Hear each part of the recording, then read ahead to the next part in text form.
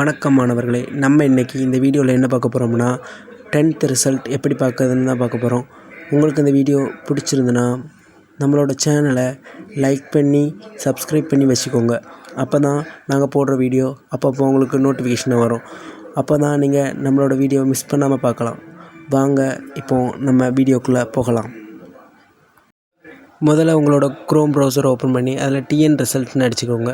அதில் அவருடைய ஃபஸ்ட் லிங்கை டிஎன் போர்டு ரிசல்ட் இருக்குல்ல, அதை கிளிக் பண்ணிக்கிடுங்க. அதை கிளிக் பண்ணி கொஞ்ச நேரம் லோட் ஆகும். அதில் உங்களுக்கு கீழே லிங்க் காமிக்கிறதில்ல, அதேமாரி காமிக்கும். நம்மளுக்கு இப்போது 16ஆம் மே ரிசல்ட்னு வந்திருக்கு. இன்றைக்கி நைட்டு ஓப்பன் பண்ணால் அப்படி தான் இருக்கும் வெப்சைட். நாளைக்கு ஒரு 9:30 மணிக்கு மேலே ஓப்பன் பண்ணி பார்த்திங்கன்னா கீழே உங்களுக்கு லிங்க் வந்திருக்கும் எஸ்எஸ்எல்சி மார்க்குன்ட்டு. இப்போ இதில் ஆல்ரெடி 2 லிங்க் தான் கொடுத்துருக்கு.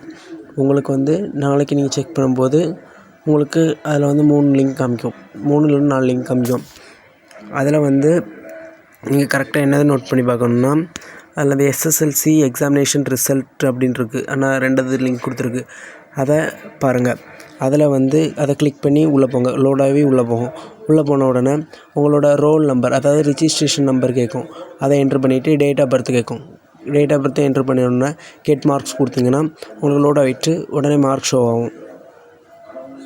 இதில் உங்கள் டேட் ஆஃப் பர்த்து கரெக்டாக கொடுத்தா தான் மார்க் வரும். அதனால் கரெக்டாக பார்த்து கொடுத்துருங்க. கொடுத்துட்டு கெட் மார்க்ஸ் கொடுத்தீங்கன்னா உங்களோட மார்க்ஸ் ஷோ ஆகும். இதில் மேலே உங்களோட ரோல் நம்பர் காமிக்கும். அது உங்களோட ரோல் நம்பரானு செக் பண்ணிக்கிறங்க. கீழே உங்களோட பாஸ் ஆஃப் ஃபெயிலாங்கிறது காமிக்கும். அதை செக் பண்ணிக்கிறேன். உங்களுக்கு இந்த வீடியோ பிடிச்சிருந்தா மறக்காமல் சப்ஸ்கிரைப் பண்ணிடுங்க.